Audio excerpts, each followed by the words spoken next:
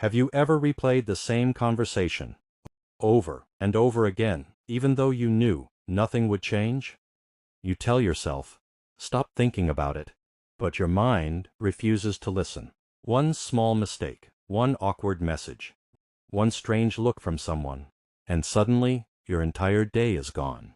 You aren't living in the present anymore. You're trapped inside your own thoughts. But here's the strange part. What if your brain isn't trying to hurt you? What if it's actually trying to protect you? By the end of this video, you'll understand why your mind keeps pulling you back, and why almost nobody escapes this trap. Think about last night. You wanted to sleep, but your brain had different plans. It replayed an old conversation, then another one, then something embarrassing that happened years ago. And somehow, at 2 o'clock in the morning, your brain decided that was the perfect time to remind you of every mistake you've ever made.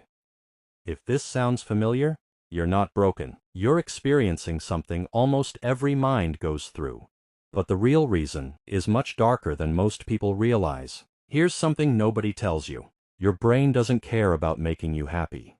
Its first job is keeping you alive. Thousands of years ago, overthinking helped your ancestors survive. If they ignored danger, they didn't get a second chance. So your brain evolved to constantly search for problems, even when there aren't any. But today, that same survival system can turn one small worry into hours of endless thinking. And that's only the beginning, because there's another hidden reason that almost nobody talks about. Have you noticed something strange? The happiest moments disappear quickly, but one embarrassing memory can stay with you for years. Why? Because your brain believes negative experiences are more important than positive ones. It stores them, replays them, and keeps asking, what if this happens again? That's why one awkward moment can become a movie that plays inside your head for months. And the next reason explains why breaking this cycle feels almost impossible. Now comes the question that changes everything. If overthinking makes you feel exhausted, why doesn't your brain simply stop? Because, deep inside, your mind believes that thinking longer will eventually give you control. It whispers, if I keep analyzing this, maybe I'll finally find the perfect answer. But overthinking doesn't create certainty. It creates more questions. And in the next part, you'll discover the psychological trap that keeps millions of people stuck inside their own minds without even realizing it. Have you noticed that overthinking almost never starts with something big? It starts with one tiny doubt. What did they mean by that message? Did I say something wrong? Why did they look at me like that? One question becomes two. Two become 10. And before you realize it, your own imagination has created a problem that never even existed. But here's the frightening part. Your brain can't always tell the difference between a real threat and an imagined one. That's why your heart races, even when you're completely safe. Now imagine this. You're walking through a forest. You hear something move behind you. Your brain doesn't wait for proof. It assumes danger first. That instinct once saved lives. But today, the forest has changed. Now the danger isn't outside. It's inside your own mind. One unanswered text, one awkward silence, one uncertain future. And your brain reacts exactly the same way. This is why overthinking feels so real. But there's something even stranger. Overthinking tricks you into believing you're solving a problem. It makes you feel productive. It whispers, if I think about it just a little longer, I'll finally understand. But hours pass. Nothing changes. Because overthinking doesn't solve uncertainty. It feeds it. And the more answers you chase, the more questions your mind creates. Have you ever noticed that overthinking gets worse at night? That's not a coincidence. When everything becomes quiet, your thoughts become louder. No notifications, no conversations, no distractions. Just you and the voice inside your head. And that's exactly when your brain starts reopening every unfinished chapter. But the biggest reason this happens is still waiting. Everything you've heard so far explains how overthinking begins, but not why it becomes impossible to stop. The answer has nothing to do with intelligence. In fact, some of the smartest people overthink the most because they believe there's always one more answer waiting to be found. And in the next part, you'll discover the hidden psychological trap that keeps millions of people imprisoned inside their own thoughts without ever realizing it. Here is the hidden trap. Your brain doesn't always want the truth. It wants certainty, even if that certainty hurts.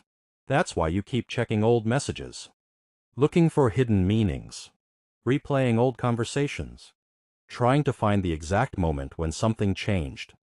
Your mind believes, if I understand everything, I can finally feel safe. But the problem is, life doesn't always give perfect answers. And when your brain doesn't get an answer, it creates one. And this is where overthinking becomes dangerous.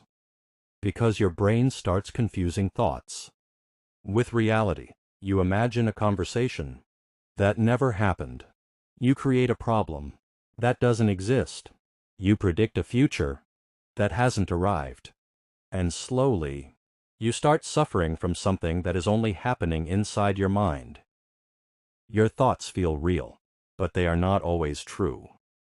But here's something important. If you overthink everything, it doesn't mean you are weak. It doesn't mean something is wrong with you. Your brain learned this pattern because at some point, thinking more felt like protection. Maybe you were trying to avoid mistakes. Maybe you were trying to understand people. Maybe you were trying to prepare for pain before it arrived. Your mind was not your enemy. It was just trying to protect you in the wrong way. Now comes the biggest paradox. The more you try to control every possible outcome, the less control you actually feel. Because life has something your brain hates: uncertainty. You cannot predict every conversation. You cannot prevent every mistake. You cannot control every person's opinion. And the moment you accept that, something changes. Your mind finally gets permission to stop fighting battles that don't exist. So how do you break this cycle? Not by forcing your thoughts to disappear, because the more you fight a thought, the stronger it becomes. Instead, you learn to observe it. A thought comes, you notice it, and you let it pass. You are not every thought you have. You are the person watching those thoughts. And understanding this is the first step toward freedom. Imagine waking up tomorrow, and for the first time, your mind isn't replaying yesterday. It isn't predicting tomorrow. It's simply here. That sounds impossible, because you've lived with overthinking for so long that it feels like part of who you are. But it isn't.